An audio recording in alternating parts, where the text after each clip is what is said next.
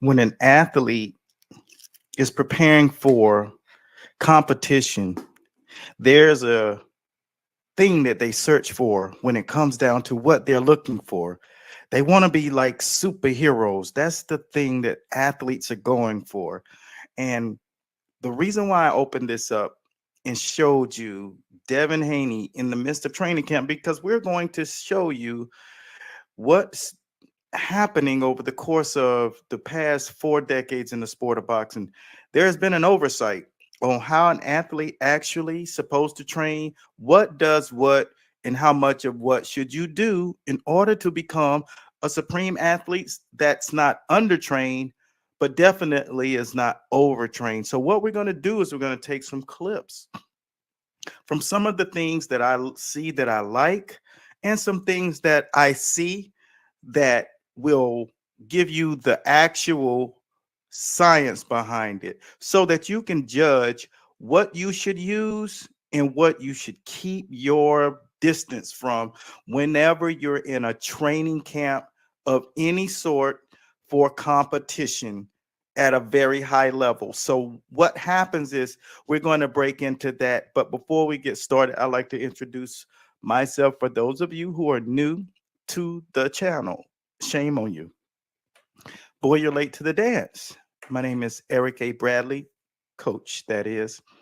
And we are going to give you the insight from our live to give you more of what an athlete should really be given during these times. And it's not rocket science, but before we go into that, I like to thank our sponsors, which pay the bills, keep the lights on, keep the cameras running.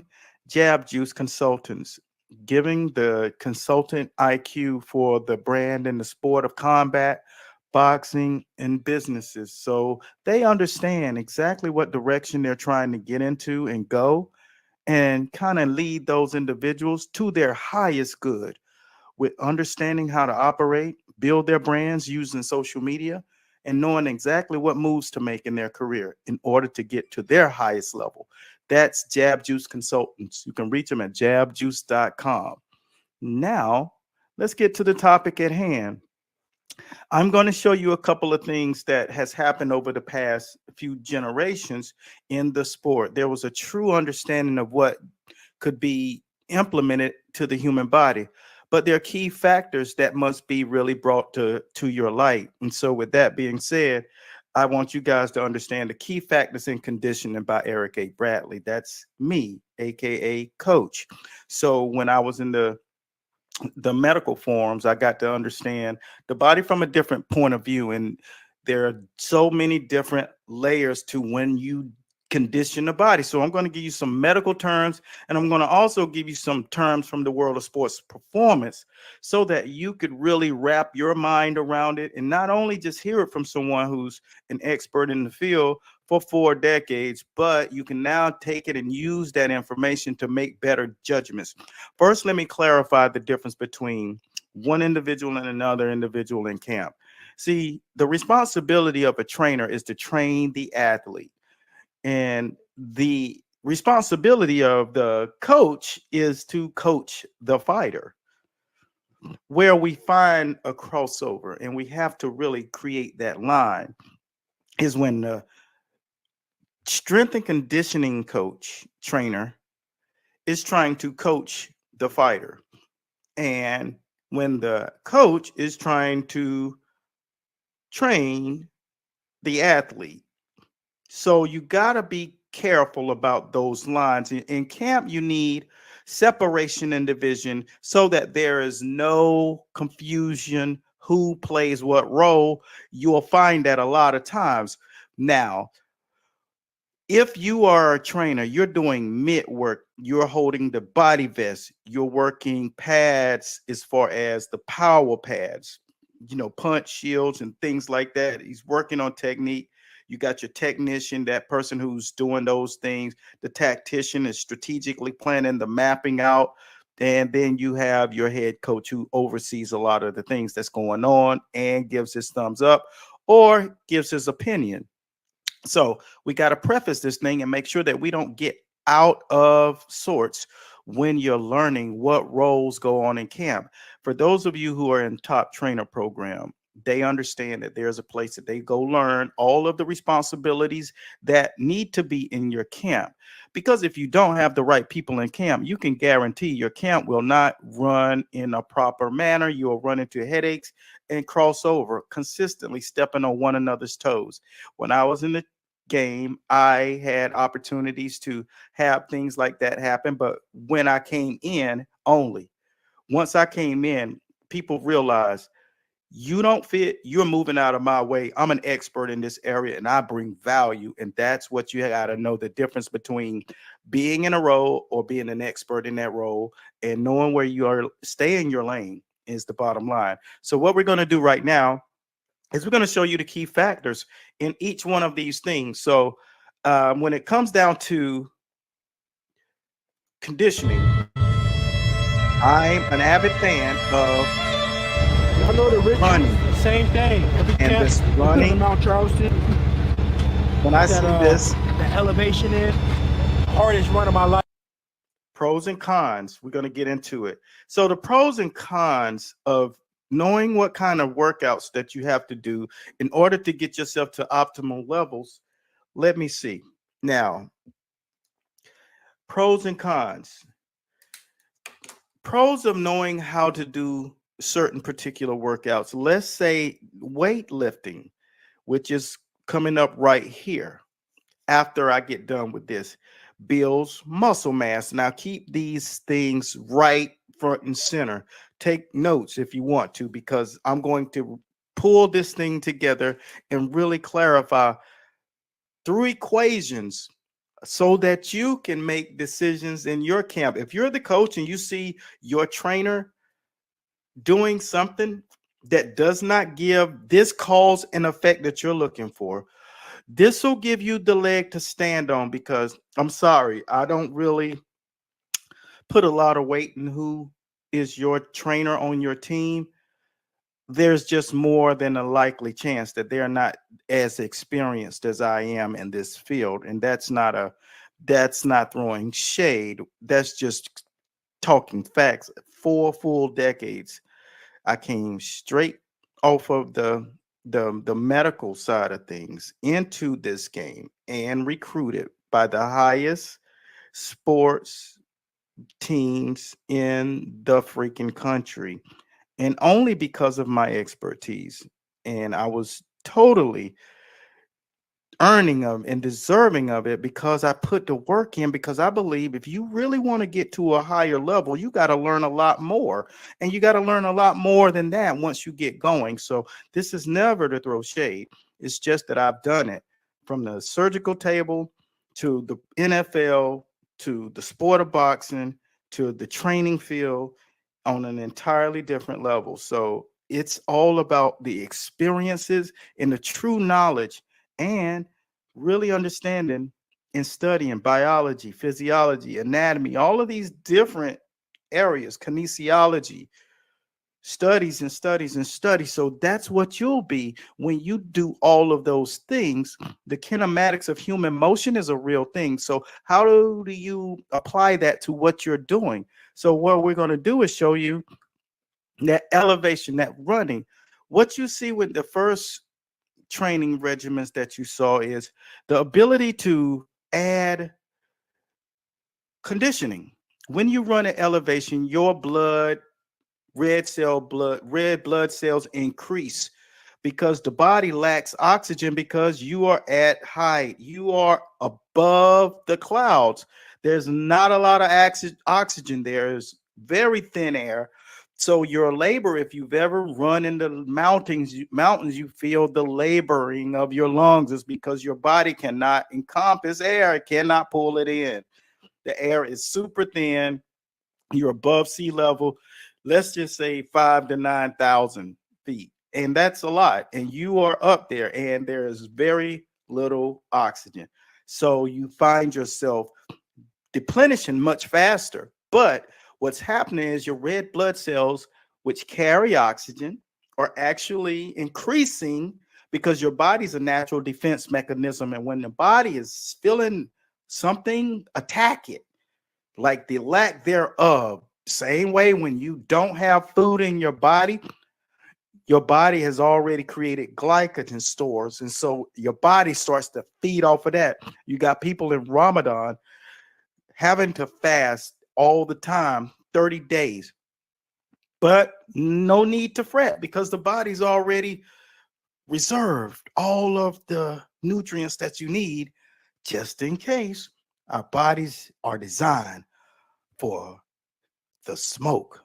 And this is what you got to think about when you're developing the body. Different areas that you'll start conditioning yourself in and for. Now we get to what we call the calisthenics. Now you know what the running will do, but we're going to go through the pros and cons of these things too, because not everything that you do actually benefits you only. So now you get into calisthenic training, which I love to see. And that fluidity allows you to develop. And that was in the first scene. And the first scene was pretty much basically, I love calisthenics and just a little slight resistance, right? That's great. And what that does is all about elasticity, but the body, you're going to really trip out where I bring this thing to when it comes down to understanding when is it time for what, and what exactly can you expect from each one of these things, because we're going to break it down. And I told you, that's what we do on this channel, and never be late to the dance. Now, how does this impact you when you're boxing? Core body we did some neuromuscular, primers with the jumping and the isometrics. Then we went into the heavy trap bar, working on our strength. We're doing contrast training, so we do a speed, a dynamic, or power, whatever you want to call it, exercise first, and we finish with a strength exercise. So that's what we're doing for the next 3 blocks. And then... All right. So now that's what I was not a fan of. And the reason why I tell you this is because here's the deal. Here's what you're going to be dealing with there when it comes down to, let me pop my stuff up on the screen for you guys. Now, when you start building muscle and not understanding exactly how you should do it, first you saw the calisthenic training, which is I'm a humongous fan of, because I've learned through knowing the greatest minds in boxing as coaches. I learned the hard way, and I'll give you a quick story on that in a minute. But here are the actual repercussions of building up massive muscle. Here are the words that you got to be familiar with. Lactic acid, right? Number one, this is the acid that will bite your muscles like you have piranhas in your skin when you're pumping that body. The next is hyperemia. And that is what we call in the world of strength training, the pump. That's when your blood almost coagulates in one area and it traps all of that lactic acid. And it's like it's eating you away, and you can't even do another rep. You can't even hold your arms up. And I'm going to show you what other negatives that comes of this, because when you see individual boxing and this is starting to happen, you start to wonder what's going on with that fighter. But what happens is the oxygen is now being sucked through the red blood cells and into the muscle, opposed to it actually transferring through the body and keeping the body let's say, satiated with oxygen because you need oxygen in order to function. Your brain needs it in order to think clearly. But what's going on is you're going in reverse of what the human body actually needs to be going on. This is what you have to know. The blood is going, the oxygen's going all to the muscle tissue. You get it? The muscle tissue is sucking everything out of the stream like a greedy fat king. And what's going on is the body goes into dire straits. So that lactic acid is eating you away. And this is exactly what it looks like when it's taking over your body. Even if you're ahead in a match, I want you guys to take close look because this is not my opinion. These are proven facts, and that's what we do. We get the medical data, and then we get the physical data, and then we put it on the table as the case. Here's the case. Oh, he's down. Incredible start. That's absolutely amazing. Yeah, look at him backing up. Yeah. Oh, it's a big left hook, Nick. Yeah. Looks like he's maybe punched himself out a little bit there. He has to wait on his second win now, Joshua, because he's not looking too good here. No, he's coming back with his jumping left Yeah, hook. oh, it's a huge right hand from Klitschko. Joshua came back with the left hook, but I think the right hand from Klitschko had more effect. These are jarring, stabbing Another one. shots. Joshua's now backing up. Look at this. Klitschko has turned this around completely here in this fifth round. My goodness me. What a dramatic fifth round this is. The biggest win of his career, and now Anthony Joshua is hanging on a little bit. A big uppercut getting through. It's not quite come yet. Oh, another jolting right hand sends Joshua down. All right. And that's the equation. When you make a choice to lift, it doesn't matter how fancy you get with it. You can start doing medicine ball slams, and you can start doing all the other things, because there's another operative word here that I'm going to explain to you that no one keeps in their safe vault. But what's going on is all of those things that I just said to you are taking over his body. So he goes from totally active with getting a knockdown to now that his body's exercised exactly what he'd been putting it through in training camp, it actually triggers a notification to the brain. Fill up, pump, protect. So the body's filling up with blood. Hyperemia is happening. Acid is happening. The oxygen is leaving. Everything's happening, and he's in pain thinking about trying to throw a punch, and he couldn't defend himself. And see, these are the things that no one thinks about whenever they're wanting to look a certain way. They want to be that certain way. If you take a look at his body in his last fight, he was fluid. That means he'd been doing less of what he did to get to that place physically and more of what he needed to do. So here's a great understanding of when should weights be implemented then, coach, because I want to lift. Okay. When I would do this, the thing that I want you to keep in mind is, what is the weights actually used for? See, when you come here, we go and we break down exactly what the weights are used for. First, you want them to realize that the key factor is fluid muscles are required. Weights are used for bone density. And that's what you use weights for. Weights aren't going to be beneficial when you think it's making you stronger. Let me give you something that maybe no one's asked you before. Okay? What do you think makes you a stronger vessel? A strong skeleton or something that goes on top of the skeleton?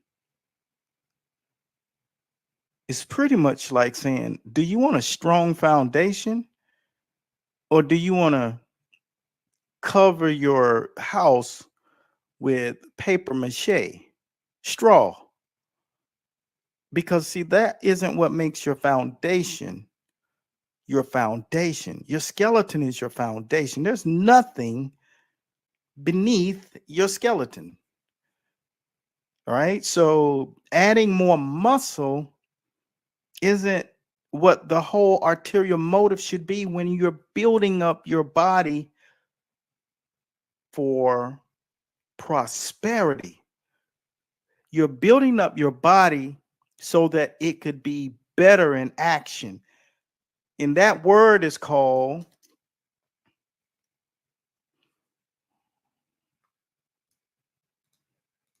dexterity, the readiness and grace in physical activity. So when you use activity, you're trying to mimic the activities that will benefit you greatly. That isn't using what we call in sports performance world, you do not want to use, let me make sure I pull it up right. Give me 1 second. Did I put it here? Linear training. What is that? That's straight line. You're squatting, you're going up and you're going down. You're bench pressing, you're going up and you're going down. Do you think that helps you with active muscle? What helps you with active muscle is active muscle training, action muscle development. This is why when you fight real greatness or you compete against real greatness, that means you have the actual dictionary of what is to be done. You understand it from a biological standpoint. Biology is real. You can't put your notions all over it because it stays biology. Biology is the system. Biology is the all and end all. So you can go and you can put your own opinions into play and hopes, but the same outcome will continue over the course of time because that's nature. And when you go against nature, you have to go with the residual effect of nature. Need I say more about that? Because once you start to see that this is working not for you, but against you, you have to know that there are active muscle training methods that you have to consider doing, or you will find yourself in a situation that you cannot overcome because of the fact that you were letting your coach train the athlete and your trainer coach the fighter. There has to be a line, and you must understand that there are elements of the human body: oxygen, blood, acid, bone, ligaments, tendons, fluidity, perception, reaction. When you are working with these guys over the course of the first 15 years of me with my own, what we call, I had my own physiology. All right. That was my concept of the human body. And I see a lot of you guys have dropping your questions and stuff. We'll address everything once I get going and I get really, really clear with the point. And I say thank you guys. What you have to keep in mind is you can't put your own physiology up against the book. And I did that because I would walk into the gym and I was looking jacked. I'm wearing the Mike Tyson junk today. So, I felt myself and I had the guns. I lifted a little bit, didn't need to lift a lot. My body reacts a lot to anything that I do. So here's the deal. I went to the mindset of I could lift weights at 147 pounds. I could bench 315. Okay, so that's almost not even really possible for that weight. But when you believe in your own stuff, you start to project that onto other people. Hence is why I tell trainers and explain to them that you have to understand that there is an actual proper manner to do things, and there's your way to do things. They're not the same thing. When it's so much yours, this is why I always give credit to my coaches and forefathers. I don't take the credit. I say it was my experiences, because when I talk about me, I talk about the moments that we had that my face crashed into a wall, because I'm not caught up with ego and being all about the arrogant mindset, because that gets you nowhere in real business or sport. And you have to learn how to realize your mitt holding means nothing to the world, as great as you love doing it. Your technique teaching, nobody cares. The world keeps going. What you have to learn how to do is mold and listen to people who've been here before you. My coach was saying, don't put weights on these guys. And I kept doing it my way. Now, it was my own physiology. I would clearly state that I do lightweight, but I also noticed that with my body, the lightweight wasn't allowing me to get back leaner, because I would get in there and spar and work with my fighters.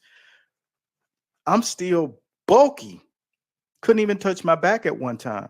So that wasn't really smart, but it was just because I wasn't lifting as much as I was. I was working out with 235, 245, 250 on the bench, working out with it, because I was pumping 315. So I thought, because I dropped in 65, and I would go as high as 285, just getting reps. But then I said, I can't keep doing this, because over the course of time, something had happened and I had to stop, because I had to get in the ring with one of my kids' names was Bernard. He was like 6'1.5", super long reach, super quick. And I said, I got to get quicker.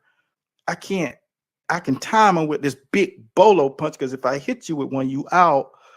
But I didn't think that was smart.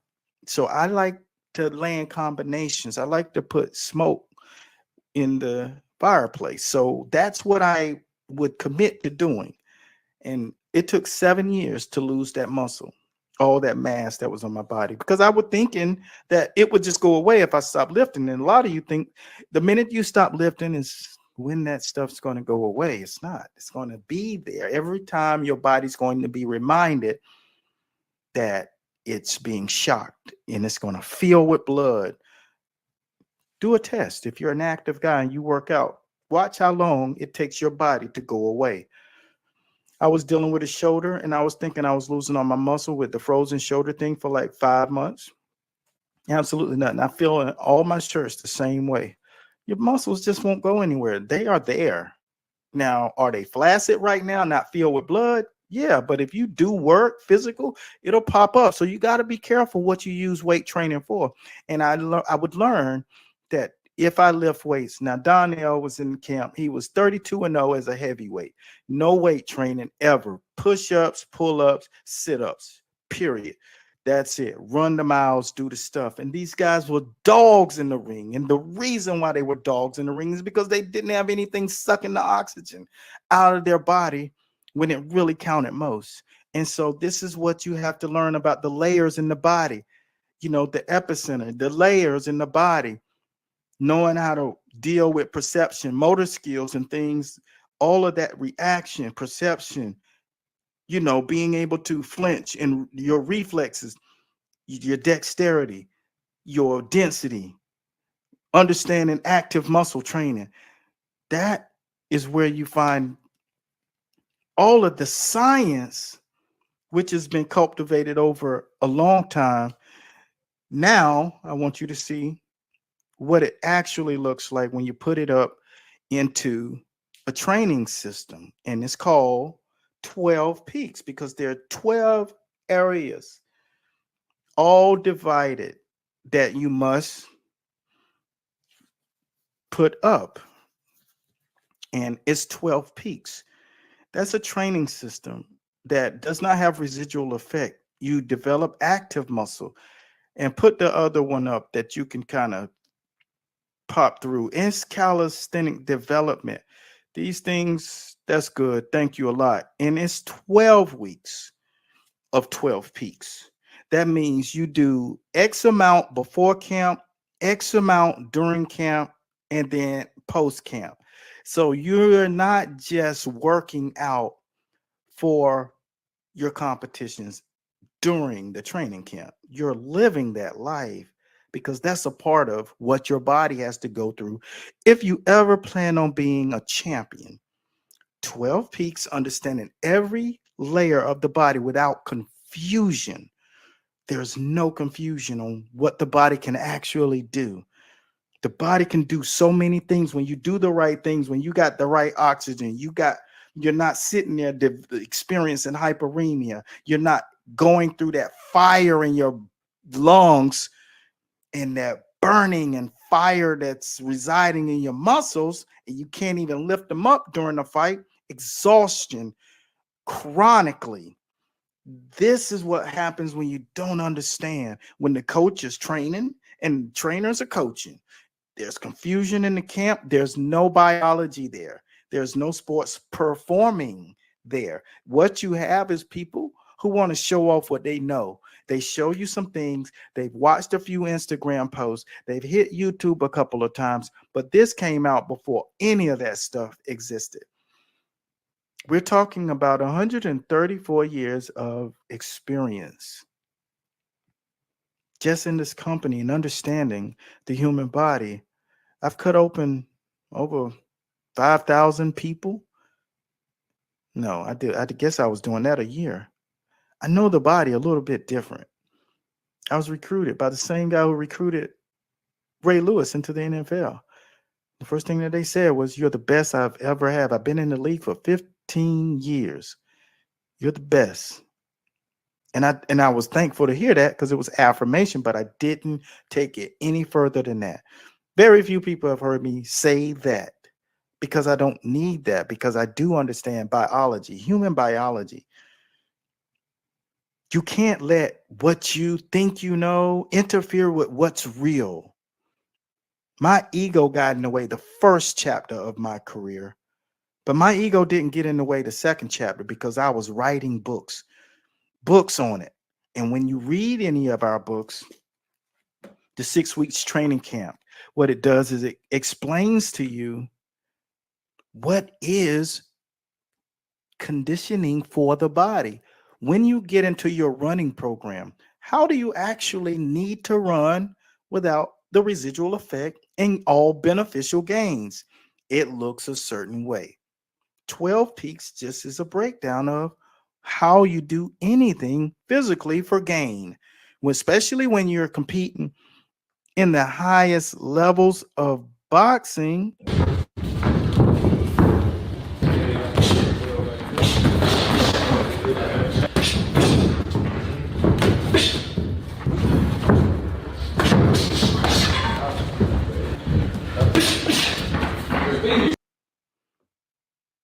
Skills pay the bills when you've done all the other things right, and that the head is in the right space. Knowing who you got in your training camp is almost as important as being there yourself, because you don't quite know your fighters and your fighters don't quite know you. But you have to put on a face every single day, and they will put on a face every day. But the reality is, just like with Anthony Joshua, the ring will soon tell the truth about you, and you cannot escape it, because a fighter can only fight and escape his demons for as long as you don't require him to bite down on his mouthpiece. In a moment of turmoil in that ring, the minute he faces that demon, you find out who he is. Throw a jab. When you tell someone to do something and they can't do it, it's telling you something different. You have to pay attention to the details. It's not about a skill. It's about something that's going on deeper inside of that human being that you have to understand how to do it. And this is one of the main reasons that I had to write psychological programs, one called Boxing Bond. It's the human communication tool of coping, knowing how to dialogue, knowing how to open people up and express, because that's what you need in the corner. That person needs to know that you understand exactly where they are, and that's what everybody does not have. But guess what? They can do mitts really cool, so they think, I figured out boxing because I learned how to do mitts. I figured out boxing because I know how to tell them what to do in sparring. I've been invited to gyms to box with them, so now they know boxing. But this is what's going on because there's no lineage here. People don't understand how important it is to have lineage in boxing, in any sport, because that is your safe place. That's where you get the answers. That's where Eve gets the apple in the Garden of Eden. That's where it all resides. All of the stuff that you need. You have to position yourself. When you got greatness around you, you have to position yourself. And you have to realize that they have the answers. And if you got the answers, and if you want to get to the higher level of anything, doesn't matter what you're doing. You can be talking about starting your business. You know, that's what I'm about. I'm about catapulting. If you're about that life, you need to understand what you need to do and stop making it about your ass. Because it's not about you. I'll forget more than you'll ever learn in this industry because I've done it for 4 decades. And the ones that came before me, 8 decades. 9, excuse me. You get it? So that's 134 decades. 13 decades and 13 and a half decades of knowledge, 134 years of knowledge, serious experience, real knowledge, real testimonies. You don't know anything, and that's what you have to say to yourself, because once you start feeling yourself, because you learn a skill and things like that, that's not the sport. You're dealing with exterior factors. You're dealing with attributes. That's not boxing competitively as a sport. You're dealing with internal demons and the residual effect of what people thought they knew how to do, like condition your body, but they didn't know shit about real conditioning. They just been bouncing around, stealing ideas from Instagram and YouTube, and thought that that gave them the science behind what they were doing. But I just gave you a science lesson. And if you're not operating under a 12 peaks kind of system, not workout, system, it's how you live. It answers all things you'll face. And it's timeless. You don't have to use another one. Y'all are working with programs because it looks different all the time. Every time you see a different athlete, you're doing a whole bunch of new stuff. That stuff that doesn't have 60 years of data behind it, but it got 6 hours of data behind it because that's how long ago you captured it and wanted to put it on an athlete. That's what's happening. And, that's what I'm here to do, turn the thing around and make sure you guys understand that I'm bringing you the honest, straightforward facts, factual. It's not got anything to do with my own personal beliefs. It's what the data has shown over 4 decades for me, and that I was challenging theirs. Oh, y'all just old school. Y'all don't understand the body. These guys today are much more conditioned. No, they're not. One thing I'm going to forewarn Devin Haney about is the legs getting a little excessively big from a lot of that heavy duty lifting. And where it happens from linear movements are the residual effects.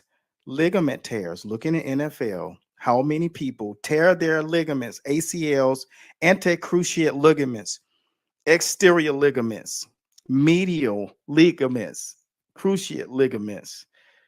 You know what I'm saying? Needing to get arthroscopies, needing to get shoulders done, needing to get hips done, discectomies done.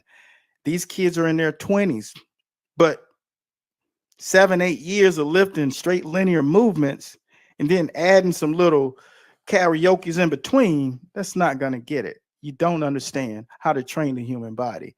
And that's the thing. But when you understand active training, systemizing how the body actually is meant to move, you don't get injuries. You don't get any of those residual effects. And hopefully this was something that really gave you more insight. And the reality is we want you all to be educated on a high level because we want to see you all at the top. But what happens is people want to keep doing things their way. When you get to bigger business, you got to remember you're too small on the planet. You want to know how small you is? Lay down, look up at the stars tonight. It'll take about 1 second to realize how little and irrelevant you are.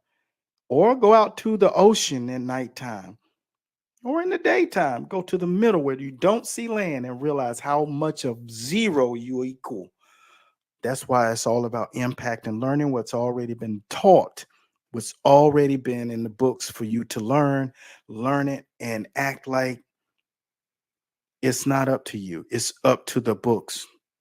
If you want to know about life, get the Bible or the Quran, whatever floats your boat. If you want to know about food, understand the human body from the sun's point of view, because that's where you learn how to eat. Okay. The body operates in a particular manner throughout the day. There's the moment of priming, cleansing, digestion, and preparation for the next round. That's why you eat at a certain time, you stop at a certain time. This is all biological facts. The body does go on and the body goes off. That's why some people are fatty and that's why some people are super lean. It's all about understanding biology. The human anatomy is a real thing. So hopefully you guys got some value out of this and you can utilize it later. Like I said before, our sponsors, jabjuice.com. Jab Juice Consultants make sure that these shows are happening for you guys every single time. I have to get paid to do this from my own companies. And we have to make sure that the athletes out there and the trainers out there understand the power of building your own personal brands. And that's exactly what's going to get you in situations and out of the situations that you're putting yourself into. Don't neglect yourself. Learn more about how to improve your life. Because when you start focusing on improving your life with knowledge and bringing people around you that are knowledgeable, that's when things will start changing. And that's when you can almost write your check for the future. I told you all before, I've said it once, I've said it twice. When you do this thing right, boxing will pay you. And thanks to all of you guys who have been signing up in our school for the School of Boxing, all of you guys who have been downloading and ordering the skills training guide, the 52-week skill training guide. We appreciate you. For those of you who like posts and comment on posts and share our posts, thank you for taking the time to do that because you're allowing us to grow and to continue to teach and give you the direction that will get you to your highest good. This information is going to be here on the Facebook page and it will be on YouTube. In Instagram, it'll be shot up into the subscriber portal. If these are the kind of teachings that you want to see consistently, subscribe over there on the Instagram, or you can either subscribe to our YouTube channel, Master Boxing LLC. That's all I got. Hopefully you guys will utilize this knowledge. If you have questions, be sure to reach out and we will definitely answer the questions that are over here. Thank you all. We saw you all popping your questions in. We will do a Q&A. We will start doing our Q&As every Tuesday. So make sure that you get your questions either on a post, because we're going to pull them from social media. That's all I got until next time. Like I said once before.